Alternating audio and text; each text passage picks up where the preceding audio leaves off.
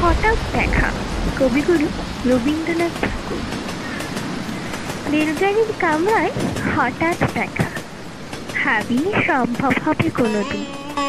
আগে ওকে বারবার দেখেছি লাল রঙের শাড়িতে, ডালিম ফুলের মতো রাঙা। আজ পরেছে কালো রেশমের কাপড়, আঁচল তুলেছে মাথায়, দোলন চাপার মতো চিকন গৌর মুখখানি ঘিরে। মনে হলো কালো রঙে একটা গভীর দূরত্ব ঘনিয়ে নিয়েছে নিজের চারদিকে, যে দূরত্ব সর্ষে ক্ষেতের শেষ সীমানায় শালবনের নীলাঞ্জনে। থমকে গেল আমার সমস্ত মনটা। চেনা লোককে দেখলেন অচেনার গাম্ভীর্যে। হঠাৎ খবরের কাগজ ফেলে দিয়ে আমাকে করলে নমস্কার। সমাজবিধির পথ গেল খুলে। আলাপ করলেন শুরু, কেমন আছো, কেমন চলছে সংসার ইত্যাদি। সে রইল জানলার বাইরের দিকে চেয়ে, যেন কাছের দিনের ছোঁয়াচ পার হওয়া চাহনিতে।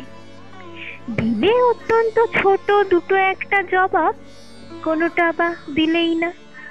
বুঝিয়ে দিলে হাতের অস্থিরতায় কেন এসব কথা, এর চেয়ে অনেক ভালো চুপ করে থাকা। আমি ছিলাম অন্য বেঞ্চিতে ওর সাথীদের সঙ্গে। এক সময় আঙুল নিলে জানালে কাছে আসতে, মনে হলো কম সাহস নয়। বসলুম ওর এক বেঞ্চিতে। গাড়ির আওয়াজের আড়ালে বললে মৃদুস্বরে, কিছু মনে করো না, সময় কোথা সময় নষ্ট করবার। আমাকে নামতে হবে পরের স্টেশনে, দূরে যাবে তুমি, দেখা হবে না আর কোনোদিনই। তাই যে প্রশ্নটার জবাব এতকাল থেমে আছে, শুনবো তোমার মুখে।